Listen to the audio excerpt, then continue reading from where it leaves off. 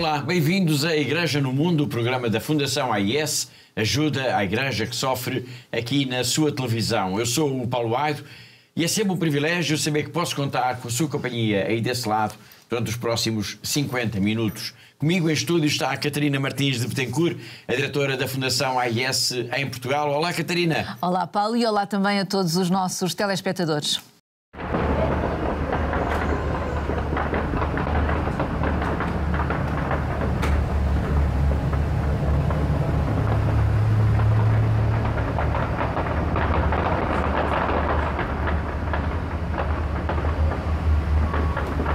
Hoje começamos com estas imagens que nos chegaram da cidade de Alepo, na Síria, durante a noite de segunda-feira, dia 6.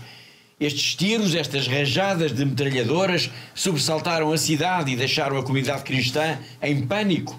E são um sinal de que as coisas não estão bem na Síria, num país que viveu já mais de uma década de guerra civil e que atravessa desde dezembro do ano passado, depois da queda do regime de Bashar al-Assad, um tempo de enorme incerteza.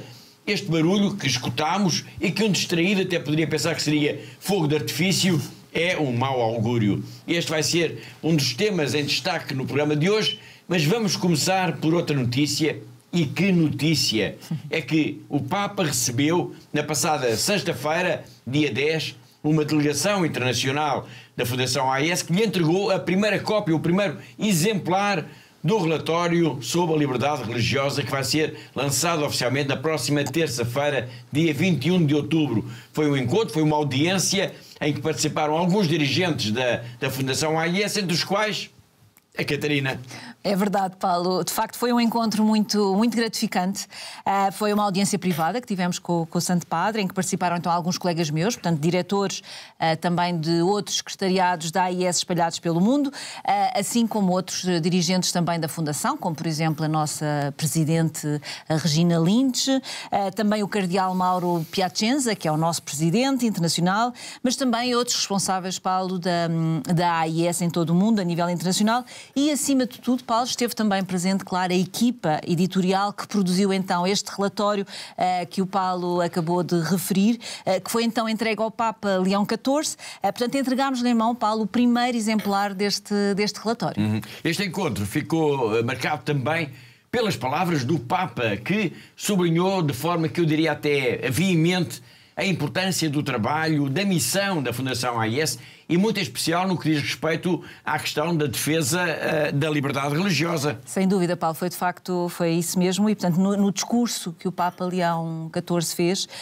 falou de facto com veemência sobre esta questão da liberdade religiosa, a importância da liberdade religiosa e do dever também da Igreja em defendê-la onde quer que este direito se encontre ameaçado. Portanto, foi um discurso muito importante e que ficará para a nossa história enquanto instituição, porque o Papa também recordou, Paulo, as nossas origens. Portanto, para quem nos está a ver lá em casa, para uma vez mais, portanto, a Fundação AIS nasceu já em 1947 e tem sido feito sempre este trabalho, não é, de apoiar os cristãos perseguidos, de apoiar os cristãos oprimidos por causa da sua fé, um pouco por todo o mundo. E isso foi, de facto, também uma coisa muito importante que o Papa referiu e, além disso, ele também falou que este apoio tem sido dado graças à generosidade dos nossos benfeitores. Portanto, este apoio tem sido dado à Igreja, tem sido dado às missões da Igreja, tem sido dado aos padres, tem sido dado às religiosas, aos seminaristas, aos catequistas, ao povo de Deus, no fundo, não é, Paulo? E muito essencialmente também estas comunidades mais isoladas, estas comunidades que estão marginalizadas e que vivem, de facto,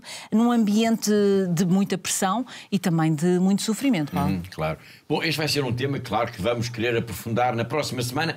Mas há aqui uma questão que eu gostaria de colocar aos nossos telespectadores. Houve alguma frase no discurso do Papa que nos queira agora sublinhar ou destacar em especial? Bom, Paulo, no discurso do Papa, e como o Paulo acabou de dizer, na próxima semana iremos falar, não é? Aprofundar este assunto, mas de facto houve uma frase que eu gravei e que gostei particularmente, que foi quando o Papa Leão XIV disse então que a Fundação AIS dá um testemunho do que se passa no mundo no que diz respeito à perseguição religiosa e que todos nós damos com o nosso contributo, com o nosso trabalho, com as nossas notícias, com os nossos relatórios, portanto, com tudo, as conferências que fazemos, as idas às paróquias, portanto, todas as nossas atividades, nós conseguimos ser a voz dos que não têm voz. E isso penso que é muito importante, e isto dito pelo Papa, de facto, ganha ainda outra dimensão da importância do nosso trabalho, Paulo. E depois, o Papa também nos deixou uma mensagem também de encorajamento, não é?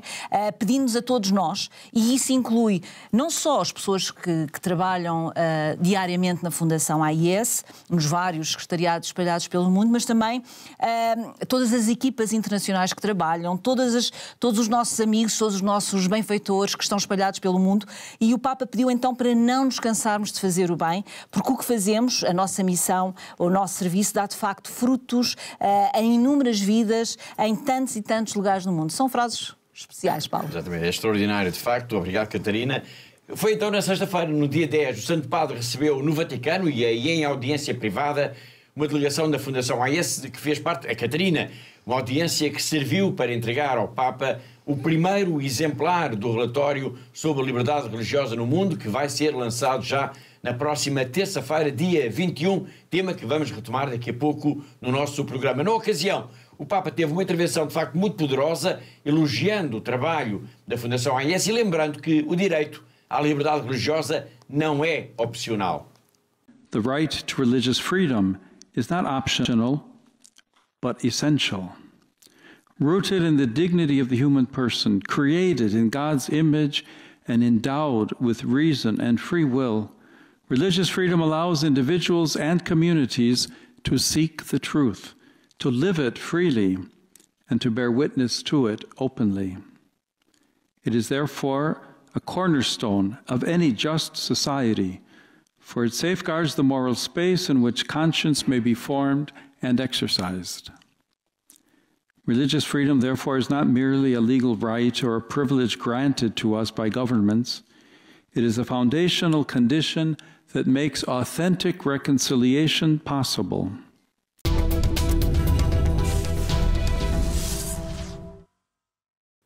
Foi o Papa Leão XIV no encontro, na audiência privada concedida a uma delegação da Fundação AIS na sexta-feira, dia 10. Nós estamos a preparar um trabalho mais extenso sobre este encontro, o que foi dito, o que vai seguramente ficar para a história. O Papa, acabámos também de o escutar, disse que a liberdade religiosa é um bem vital, que não é uma questão de opção. Mas todos sabemos, e por isso é tão importante o trabalho da Fundação AIS, todos sabemos que em muitos países não há liberdade de culto e milhões de pessoas são perseguidas, vivem em sofrimento por causa disso. É o que se passa, por exemplo, no Burkina Faso. Neste país de África, o início do ano escolar foi problemático. A denúncia é do irmão Alan Togma, delegado superior do Superior-Geral Africano dos Irmãos Missionários do Campo, que esteve de visita à sede internacional da Fundação AIS na Alemanha e falou um pouco sobre os problemas que este país africano enfrenta. E um dos problemas relaciona-se com o ensino, com o funcionamento das escolas. Nós já lá vamos falar disso, mas tudo isto tem que ser visto à luz, Catarina, da enorme instabilidade e violência que existe neste país, da responsabilidade de grupos terroristas jihadistas. Sem dúvida, Paulo. E o Burkina Faso é, de facto, um dos países africanos onde é mais visível, digamos desta forma, a ameaça, então, que existe por parte de grupos armados, extremistas, grupos jihadistas, que, como sabemos, são também uma ameaça concreta às comunidades cristãs deste país, claro. Exato. E importa também dizer que grande parte deste país, estamos a falar do Burkina Faso, está precisamente, Catarina, nas mãos destes grupos terroristas. Exatamente, Paulo. Desde 2015, Paulo, que temos vindo de facto a assistir a este avolumar, a este adensar da violência por parte destes grupos terroristas, mas que se tem acentuado ainda mais nestes últimos anos, Paulo. Portanto, neste momento o Burkina Faso tornou-se num ponto de encontro, digamos assim, não é? De vários grupos jihadistas daquela zona.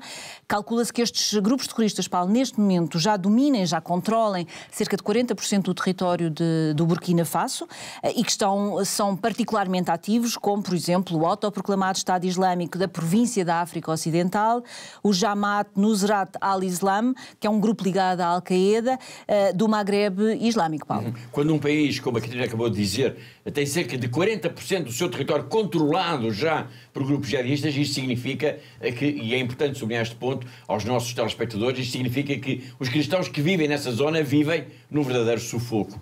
A perseguição religiosa é real, é concreta, é permanente e podemos dizer que é diária. Precisamente, Paulo, é isso mesmo. Portanto, a perseguição aos cristãos neste momento no Burkina Faso de facto uma perseguição real, é uma perseguição concreta e diária.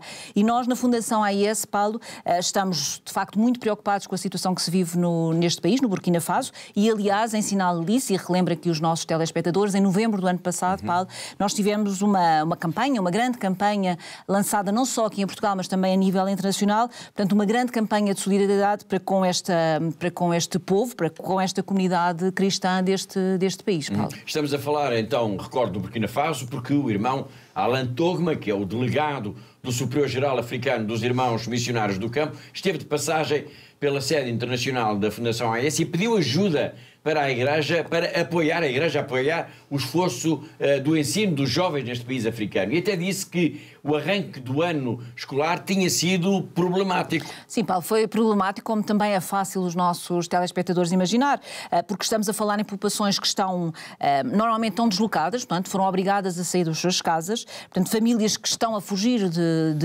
da violência terrorista que nós vamos falando e, portanto, vão para lugares que julgam serem mais seguros. Portanto, na prática, Paulo, o que é que isto leva? Significa que há uma grande desorganização dentro do próprio país, a todos os níveis. Portanto, nós temos escolas que fecham portas, não é? Que não estão abertas, porque não há população, porque estão no meio destas atividades, destes grupos terroristas. Outras que improvisam no meio de um campo de deslocados, improvisam uma escola.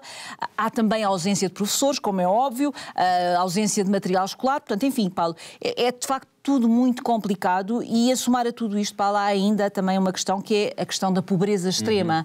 Nós estamos a falar de famílias que mal conseguem sobreviver no seu dia-a-dia, não é?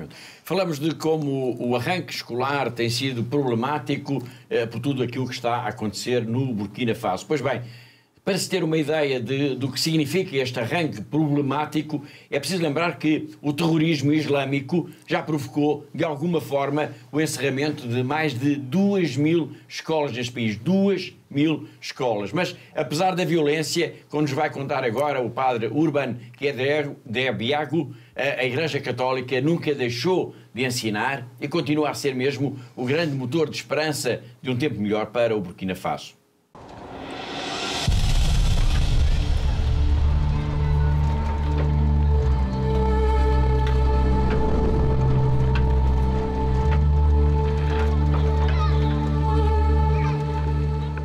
Donc, de cet hydre du terrorisme, l'éducation a pris un coup. Il y a beaucoup d'enfants qui ne peuvent plus avoir accès à l'éducation et c'est vraiment triste et regrettable pour notre pays.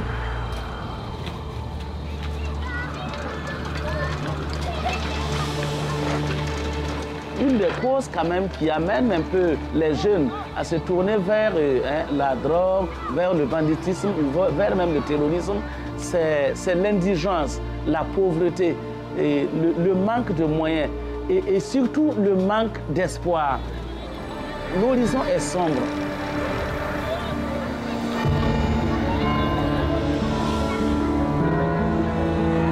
Néanmoins, mieux vaut toujours prévoir que guérir.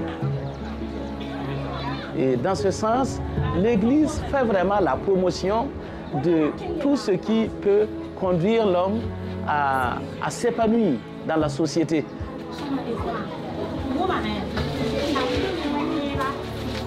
Et nous essayons au niveau de nos écoles catholiques d'allier, d'associer à la fois l'enseignement profane et l'éducation religieuse.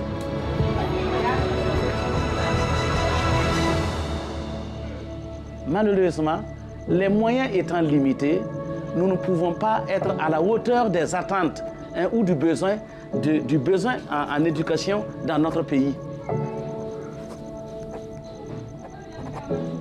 Malgré tout, l'Église apporte ce qu'elle a et avec le soutien de ses partenaires pour donner encore l'accès à l'éducation à beaucoup de jeunes.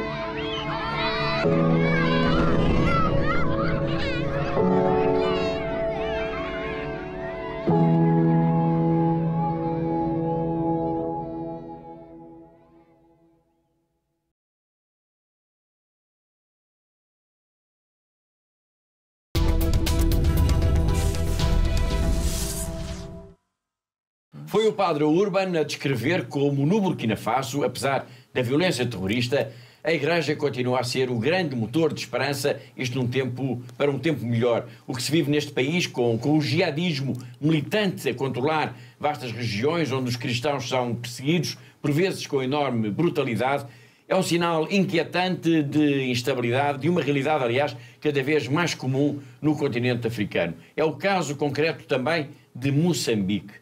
A perseguição religiosa, a violência jihadista parece estar a crescer de ano para ano, conquistando novos territórios para o terror. O que se passa em Cabo Delgado, de que tanto temos falado já aqui, é disso o exemplo. E é raro o dia em que não nos chegam a nós, Fundação AIS, histórias de verdadeira tragédia, como a que vamos agora escutar num breve excerto.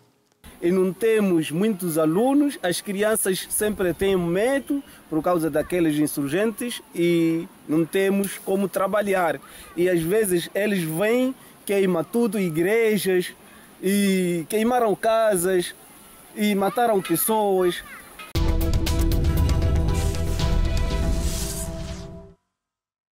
A voz que acabámos de escutar é de um professor primário em Cabo Delgado, no norte de Moçambique. Nós já falámos aqui muito de ataques terroristas, de violência, de populações em fuga e de raptos, mas hoje temos o testemunho concreto de alguém que presenciou um ataque, neste caso, um ataque a uma escola em Mazese. O professor viu 6 dos seus alunos a serem raptados e pede ajuda. Pede, Catarina, as suas crianças de volta. Sim, Paulo, pede de facto as crianças de volta para as suas famílias, como é óbvio, mas relata-nos também que os terroristas, portanto os chamados insurgentes, é assim que se chamam nesta região de Moçambique, portanto que estes insurgentes aparecem cada vez mais com uma maior frequência nas aldeias e que, além de raptarem crianças e adultos, deixam para trás também um rasto de destruição completo, como por exemplo queimam tudo o que encontram, desde casas, igrejas, e matam também pessoas, Paulo, como é óbvio.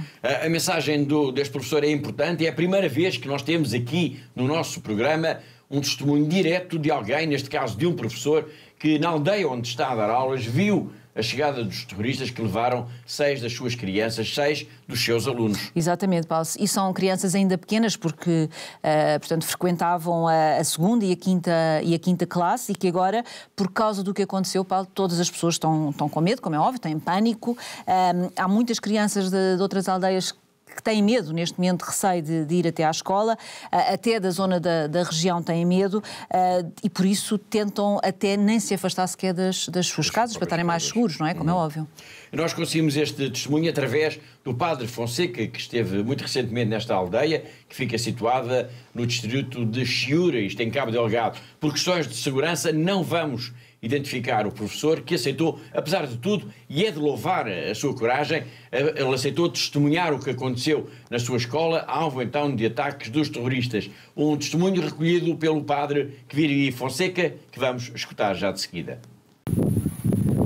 Saudações, estamos aqui a falar desde Moçambique, na região sul de Cabo Delgado, no distrito de Chiure, onde teve incursões dos insurgentes nos últimos dias. Como temos denunciado a questão da guerra, em vários lugares onde os insurgentes passam, pretendem raptar crianças. Temos aqui um fato muito forte e que nós queremos denunciar a questão do rapto de meninas. Na região de Mazese, tivemos o tempo de encontrar um professor, um diretor de escola que trabalha naquela região, que no local onde ele trabalha, na escola onde ele trabalha, e por sinal são poucas crianças, porque muitas são raptadas, muitas crianças fogem com os pais, não têm tempo de acompanhar. Então nós vamos aqui de forma só a questão da voz deste professor que presenciou isso. Então, quantas crianças desapareceram e que acha que foram raptadas? Acha ou foram raptadas essas crianças? Sim, boa tarde. Eu sou diretor da escola de Mazese e na escola de Mazese vieram os insurgentes, onde lá levaram 6 crianças e essas 6 crianças eram da 2ª e da 5ª classe. Então eles vieram, levaram aquelas crianças e assim não temos mais crianças para ali na escola e não temos muitos alunos. As crianças sempre têm medo por causa daqueles insurgentes e não temos como trabalhar. E às vezes eles vêm, queimam tudo, igrejas, e queimaram casas e mataram pessoas. E dali nós estamos ali sentados sem trabalharmos, mas questões de medo. Nós queremos aquelas crianças de volta. Queremos aquelas crianças de volta para aqui continuar a estudar. Então o apelo importante desse professor, que de forma emocionada fala dessas, porque teve maior convívio com essas crianças, meninas, apela à devolução dessas crianças, que o governo procure meios de recuperar essas crianças. E outro cenário denuncia a destruição de capelas naquelas regiões. Muitos cristãos já não têm tempo. Hoje, como domingo, muitos lugares não tiveram tempo de celebrarem a palavra de Deus, celebrarem o dia do Senhor, neste dia que celebramos a exaltação da Santa Cruz. Então, são esses cenários que nós continuamos aqui a observar. Eu, Padre Fonseca, Quiriwi, missionário passionista, filho desta terra, continuo ainda neste apelo. Denunciamos essa guerra. Esta guerra não deve ter um tempo indeterminado, ou seja, deve ter um limite, deve-se dizer basta. Nós queremos a paz, e chega de rapto de menores, rapto de crianças.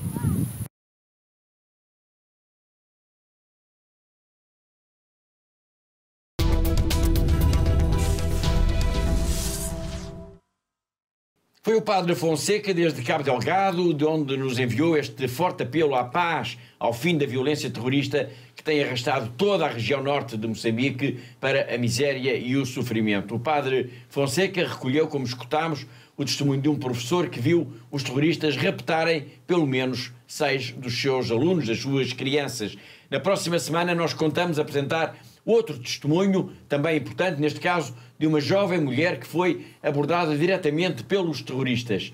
A situação em Moçambique de que estamos a falar, esta situação de violência terrorista e de perseguição aos cristãos, faz parte, obviamente, do relatório sobre a liberdade religiosa no mundo da Fundação AIS, relatório que, recordo, vai ser divulgado em Lisboa e nas principais capitais do mundo no próximo dia 21 de outubro. Exatamente, Paulo. E vamos fazer então esta apresentação no Centro Cultural, no Centro Nacional de Cultura, sim, que fica ali situado no Chiado, portanto em Lisboa, mesmo ao lado do Teatro São Luís. Portanto, a apresentação será feita pelo Nuno Rogério, que é um especialista de assuntos de política internacional e é uma figura bem conhecida de todos nós da televisão. Vamos ter, e para nós também é muito significativo, Paulo, vamos ter também a presença do Sr. Patriarca, Dom Rui Valério, e a sessão vai começar pelas 16h30, com toda a apresentação do relatório e gostaríamos muito de poder contar então com a presença dos nossos telespectadores. E depois, no final, pelas 19h, Paulo, vamos ter uma missa na Igreja da Encarnação, que também é ali no Chiado, e por isso fica aqui um convite extensível, não só à apresentação do relatório, mas depois também para participar então na missa. Portanto, este relatório, que é um relatório que é produzido então pela Fundação AIS, Paulo, é um documento que é imprescindível para nós percebermos como é que está o mundo relativamente a estas questões da liberdade religiosa e também da perseguição aos cristãos, Paulo. Muito bem, obrigado, Catarina. Vamos só recordar, dia 21 de outubro, terça-feira, pelas 16h30, no Centro Nacional de Cultura, em Lisboa. Isto é ao Chiado, mesmo ao lado do Teatro Municipal de São Luís. Quando falamos em liberdade religiosa, falamos, por exemplo, no artigo 18º da Declaração Universal dos Direitos Humanos. É isso mesmo, Paulo, o famoso artigo 18º, que diz então que todo o ser humano tem direito à liberdade de pensamento, consciência e religião, e este direito implica, claro, a liberdade para mudar de religião ou de convicção, assim como a liberdade também para manifestar esta mesma religião, tanto em público como em privado, pelo ensino, pela prática, pelo culto, enfim, Paulo, pelos ritos, não é? E é isto. Apenas este parágrafo que a Catarina acabou de recordar, está tudo dito. Mas este é um parágrafo inexistente em muitas constituições de muitos países. Este parágrafo é a letra morta na vida de muitas nações. Mas devemos lutar para que ninguém seja privado do direito de ter uma religião, de professar a sua fé, de rezar em liberdade. E por isso é tão importante o relatório que a Fundação AIS vai publicar em Lisboa e em todo o mundo no próximo dia 21 de outubro. Um relatório produzido por uma equipa internacional de especialistas e que tem em Marta Petrozilho, a editora-chefe, o principal rosto. La libertad religiosa es un derecho humano fundamental, consagrado en el artículo 18 de la Declaración Universal de los Derechos Humanos. Significa que toda persona tiene derecho a creer o a no creer, a elegir, practicar, compartir o incluso cambiar su fe, sin temor a la violencia, la discriminación o la represión. La libertad religiosa refleja la más alta dignidad humana. Como dijo San Juan Pablo II, la libertad religiosa es la piedra de toque de todos los demás derechos humanos en un país determinado. Donde florece la libertad religiosa, prosperan la paz y la justicia. Donde se niega, surge la opresión. Y sin embargo, a pesar de su clara protección en el derecho internacional, seguimos siendo testigos de graves violaciones de este derecho fundamental. En muchas partes del mundo, los creyentes son asesinados por su fe. Se les niega el derecho a elegir su religión, a compartirla o enseñarla.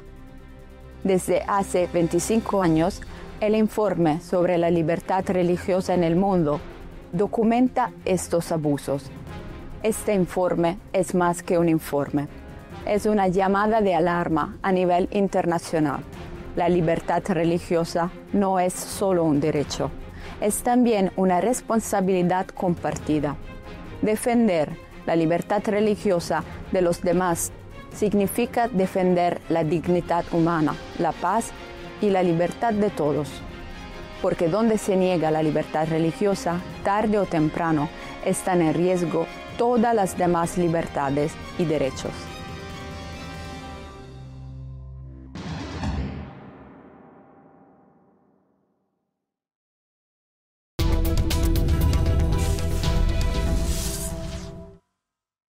Foi a Marta Petrozilho, editora-chefe do relatório da Fundação AIS sobre a liberdade religiosa no mundo, que vai ser lançado dia 21 de outubro, pelas 16h30, em Lisboa, no Centro Nacional de Cultura, ao Chiado. É mesmo ao lado do Teatro Municipal de São Luís. Estão todos convidados. E assim, com esta nota de agenda, vamos agora dar um salto no globo, vamos até Macau, para irmos ao encontro do jornalista José Miguel Encarnação, o nosso correspondente nesta diocese, na China. O padre Carlos Luís Cordoniu, superior-geral dos sacerdotes do Sagrado Coração de Jesus, mais conhecidos por dionianos, esteve esta semana em Macau e deu uma entrevista ao Clarim, o semanário católico de Macau. Com o padre Cordoniu tivemos a conversa e ele disse-nos, revelou-nos, que veio principalmente para inaugurar uma nova casa de formação essa que irá dar novos padres à Diocese de Macau, que, embora depois sejam padres dionianos, irão numa primeira fase aqui prestar missão em território macaense. A Diocese de Macau tem vindo a engrossar a sua fileira de sacerdotes, de padres, mas nunca é demais numa cidade que vai crescendo em número de habitantes e onde as conversões, os batizados, os crismas, primeira comunhão, profissão de fé, enfim, os números têm vindo a aumentar e com isso também a necessidade de renovar padres que se vão também reformando e assim então renovar este novo sangue de sacerdotes aqui em Macau. O padre Cordonnieu falou então com o Clarim e revelou também que já tem 4 seminaristas nesta casa de formação, 3 deles do Vietnã e 1 da Índia. Assim que terminarem então os estudos, irão, como já dissemos, ficar ao serviço da Diocese de Macau e também assim abrilhantar aquilo que tem sido o trabalho dos dionianos nesta área.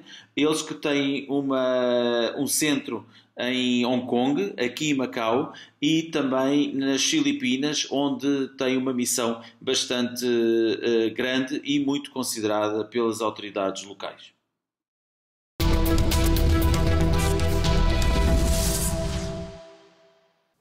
Foi o José Miguel Encarnação, o nosso correspondente em Macau, e assim chegamos ao fim da primeira parte do nosso programa.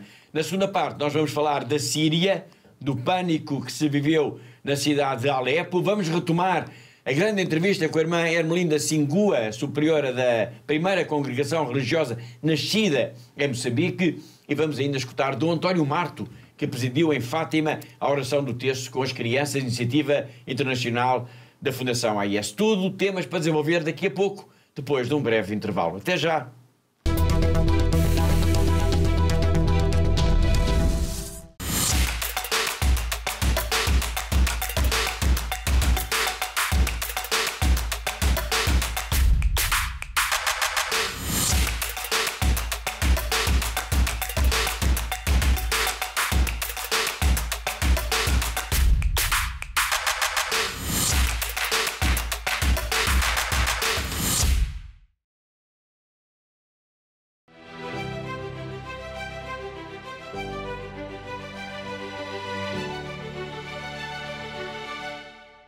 We have very beautiful house because you support us.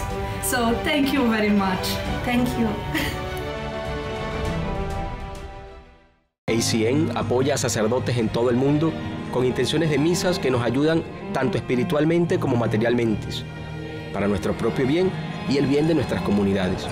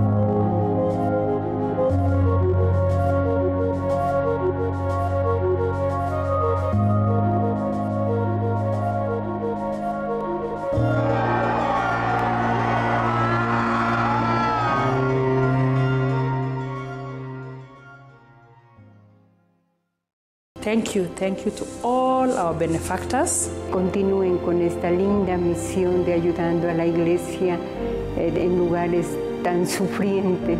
Щиро дякую всім вам, що ви є на хресній дорозі, допомагаєте нам нести наш хрест. We are trying to be Jesus. Through your help and support, we are able to bring the gospel to the people. Thank you so much. May God bless you. You are giving us hope and you are putting a smile in our faces. Thank you so much.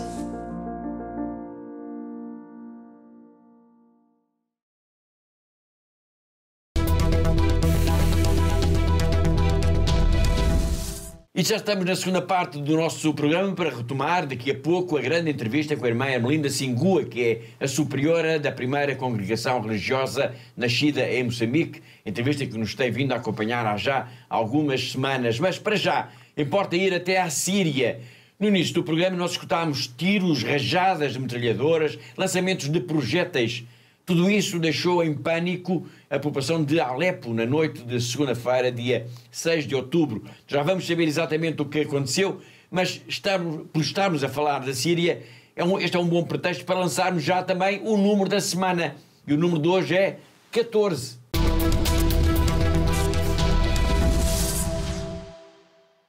(14) que são os anos da guerra na Síria. Uma guerra que começou em 2011, em março de 2011, e que continua acesa, como vimos, aliás, no arranque do programa. Mas, afinal, Catarina, o que é que aconteceu em Alepo? Bom, Paulo, o que aconteceu em Alepo é, infelizmente, mais um episódio, não é, de confrontos entre os vários grupos armados, entre as milícias, entre frações da Síria. Ou seja, a guerra, como o Paulo acabou de recordar, começou em março de 2011, mas, infelizmente, ainda está longe de terminar, não é? Este episódio de violência foi narrado à Fundação AIS pelo padre Hugo Alanis, que está em Alepo.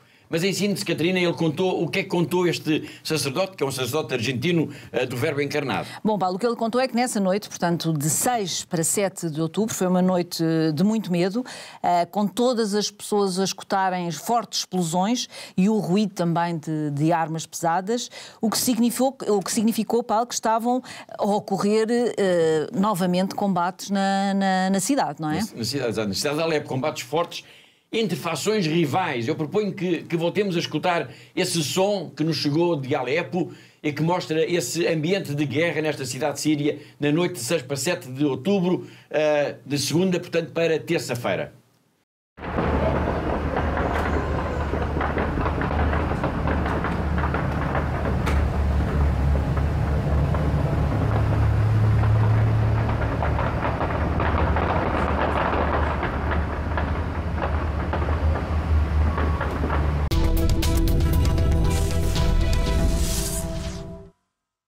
Tiros, explosões, medo, foi assim em Alepo. O padre Hugo Alanis disse mesmo que esta foi uma das noites mais assustadoras que ele já viveu na Síria e ele está, Catarina, em missão neste país há mais já de uma década. É isso mesmo, Paulo. E ele disse nas várias mensagens que fomos trocando, não é?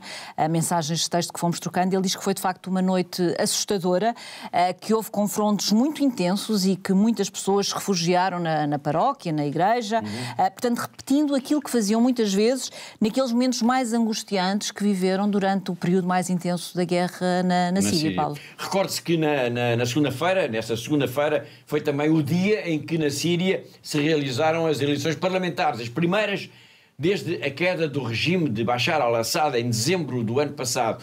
Com os tiros e os confrontos que escutámos, deve ter sido, de facto, também uma eleição muito complicada ali, pelo menos ali em Alepo. Sim, Paulo, de facto a votação acabou-se por realizar, mas num contexto de muita tensão entre as autoridades centrais, mas também as forças curdas que operam no norte da cidade de Alepo e que desejam continuar, querem manter esta autoridade que têm nesta região. Portanto, o combate direto entre estas duas fações, Paulo, ocorreu em partes da cidade de Alepo, onde há 2 bairros que já são administrados neste momento pelas forças curdas.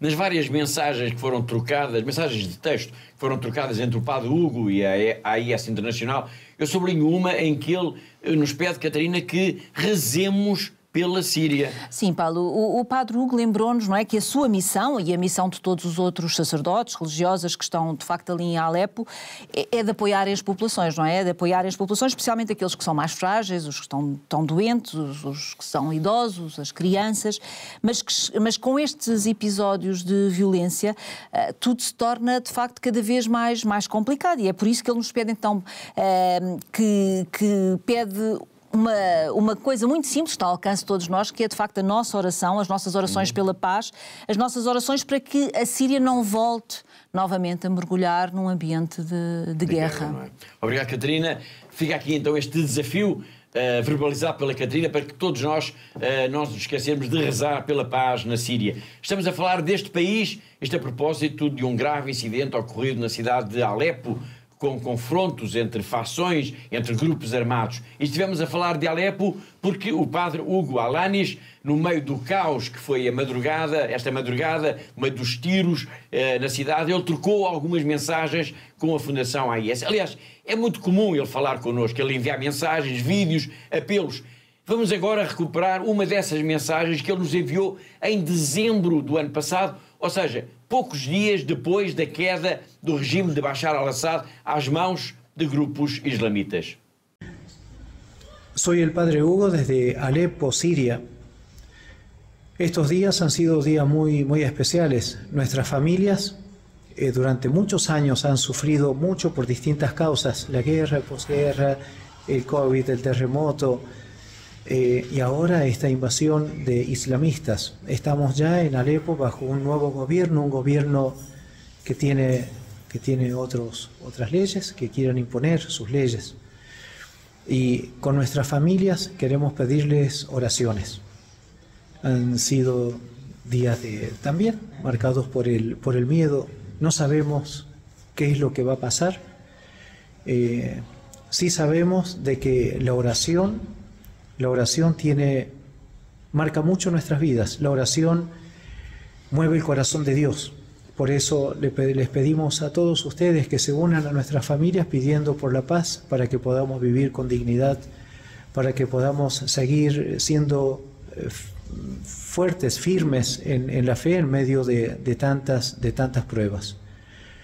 En nombre de nuestras familias, una vez más, los saludamos y les pedimos oraciones. Les digo en árabe que la paz de Cristo esté en nuestros corazones. Salam al-Masih bi kulubina.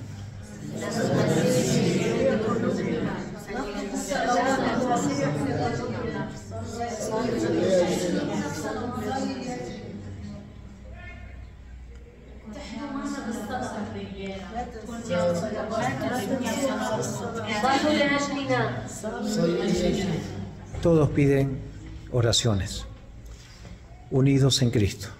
Dios los bendiga en una misma familia, firmes en la fe.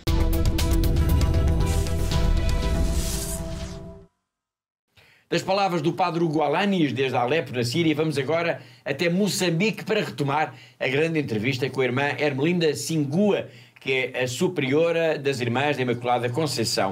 Ao longo das últimas semanas, ela tem-nos descrito como é dura a vida na região norte deste país africano de língua portuguesa, onde a pobreza é notória, situação agravada desde 2017 pelos ataques terroristas. Neste contexto adverso, profundamente adverso, importa dizer, Catarina, que estas irmãs são mulheres extraordinárias. Sem dúvida alguma, Paulo. São de facto mulheres extraordinárias porque são também um sinal da presença de Deus, um sinal amoroso, não é? Da presença de Deus num dos lugares do mundo onde neste momento há mais sofrimento, onde há de facto pessoas que passam por enormes necessidades com a sobrevivência em causa diariamente. E esta irmã já nos contou, por exemplo, nos tempos de seca, e que se tem repetido com muita frequência nesta região nos últimos anos, portanto as pessoas de Lixinga, portanto ao lado de Cabo Delgado, portanto, chegam a apanhar as ervas do mato para poderem comer alguma coisa ao longo do dia.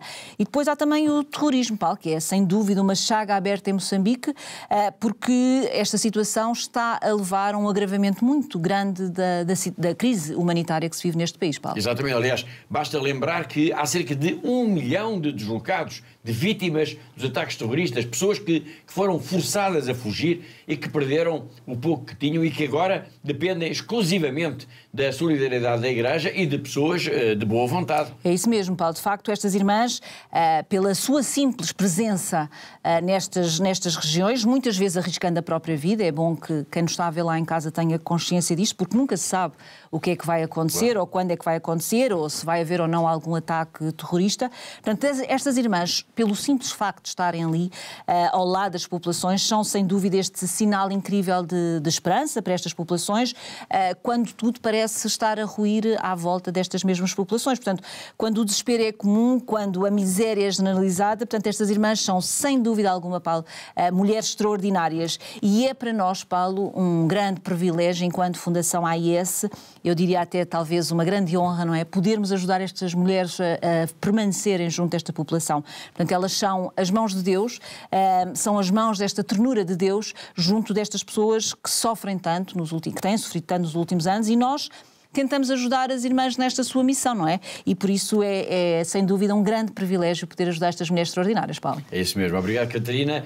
Vamos então escutar um pouco mais sobre esta mulher extraordinária, a irmã Ermelinda Singu, a superiora das Irmãs da Imaculada Conceição, que é a primeira congregação a nascer em Moçambique. Isto é uma grande entrevista que ela concedeu ao nosso programa durante a sua passagem recente por Lisboa. Eu não tenho como descrever aquilo que nós fazemos lá, porque somos irmãs, não é uma questão de bajular-me, mas somos irmãs que não nos cansamos, não nos poupamos. Sem ou com meios, a gente está no terreno, está com o povo, está com aqueles mais desfavorecidos, mais esquecidos. Nós procuramos ser voz daqueles que não têm voz. Nós procuramos ser presença daqueles que não podem ter presença de alguém. Então, procuramos dar esperança às pessoas num momento difícil como em que o país está vivendo. Sim. O papel das irmãs, portanto, são muitas comunidades. Já agora só uma pergunta: as irmãs são todas, as irmãs, as postulantes, enfim, são todas moçambicanas? Somos todas moçambicanas, de diversas províncias do país. Mas todas moçambicanas? Sim, todas sim, moçambicanas. Sim. Ainda sobre as irmãs, este crescimento todo que a irmã há pouco no início registou, de que a congregação, apesar de todas estas, digamos, circunstâncias difíceis do seu próprio arranque, hoje o facto de ter tantas pessoas, de haver tantas jovens que batem à porta das irmãs e dizer eu quero seguir a vida religiosa, é porquê? Porque sente que o carisma das irmãs, o exemplo das irmãs, já chega à sociedade e as pessoas dizem assim, eu quero estar daquele lado da história. É isso? Sim, é isso mesmo, sim. Graças a Deus temos muitas vocações. E um pequeno episódio, algumas congregações até dizem, vocês jovens vão para aquela congregação, aquelas ali são pobres, aquelas não têm nada, aquelas não saem para fora do país, aquelas só ficam aqui em Moçambique. E as jovens dizem, nós queremos esta congregação pobre, nós nos identificamos com ele. Se elas não comem, nós também não vamos comer. Se elas não têm cama onde dormir, também lá onde elas vão dormir, também nós dormiremos lá. Nós gostamos da maneira como elas fazem as coisas, na simplicidade, sem tocar alaridos, sem não sei o que. Não, nós preferimos a essas pobres mesmo. E as jovens vêm. Portanto, podemos dizer que a simplicidade e a pobreza é um dos dons, digamos, da vossa congregação. Sim.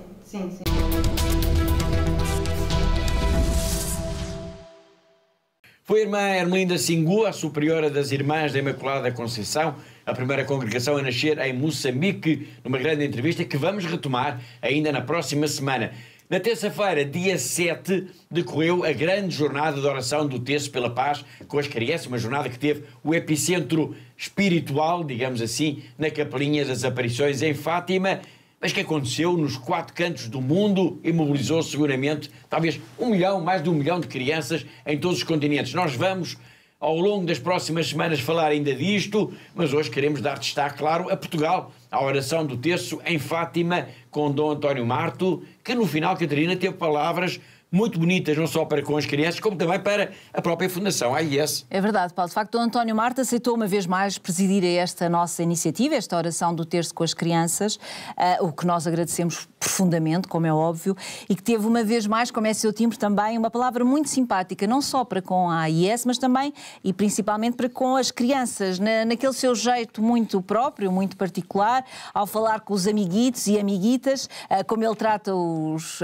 mais pequenos, não é? O O Dom António Marto explicou de facto que rezar pela paz no mundo é mesmo um imperativo, porque há demasiadas guerras em todo o mundo e por isso é preciso nós rezarmos, e a paz só será possível se tivermos então todos um coração puro e simples como o das crianças, e por isso, Paulo, foram de facto palavras muito, muito sábias por parte do Dom António Marto. Sem dúvida. Palavras sábias, obrigado, Catarina. Palavras sábias que vamos agora recuperar. Vamos escutar então Dom António Marto no final da oração do terço com as crianças em Fátima, na Capelinha das Aparições, na passada terça-feira, dia 7. Nesse dia, provavelmente mais de 1 milhão de crianças esteve a rezar o terço pela paz em todo o mundo, uma iniciativa da Fundação AIS.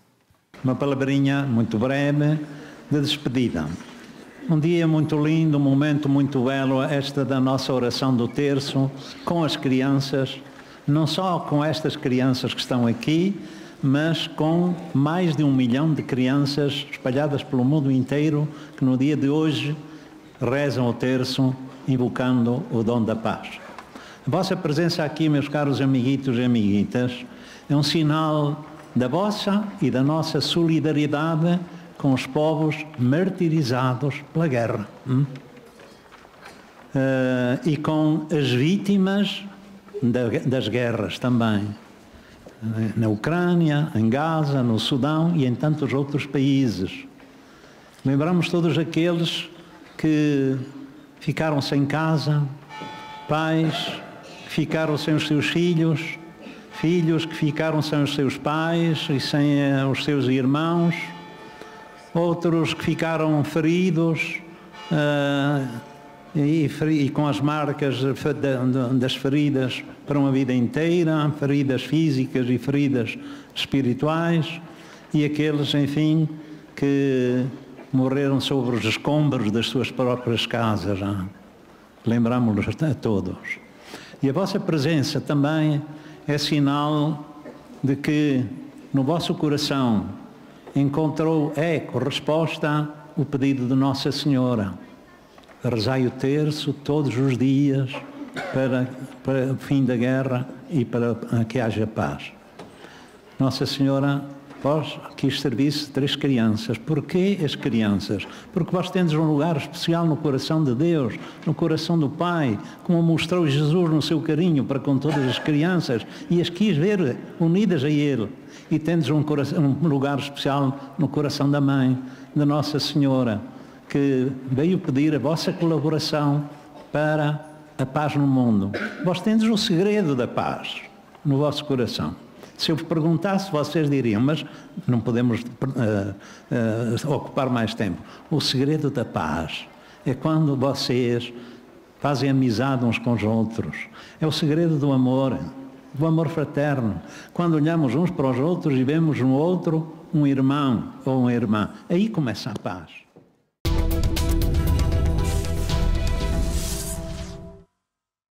Foi Dom António Marto no final da oração do terço com as crianças, iniciativa internacional da Fundação AIS, que na passada terça-feira reuniu nos 4 cantos do mundo provavelmente mais de 1 milhão de crianças, e assim ficando a saber qual é o segredo da paz. Chegamos ao fim do programa de hoje. Todas as semanas nós marcamos encontro aqui porque há uma igreja que precisa da nossa ajuda. Agradeço a presença e a colaboração da Catarina Martins Betancourt, diretora da AIS em Portugal, assim como de todos os que ajudaram a produzir, a editar e a levar até si este programa. Enquanto a mim, Paulo Aito, resta-me dizer que foi um gosto, como sempre, saber que esteve aí desse lado, na nossa companhia. Despeço com amizade. Até para a semana, se os quiser.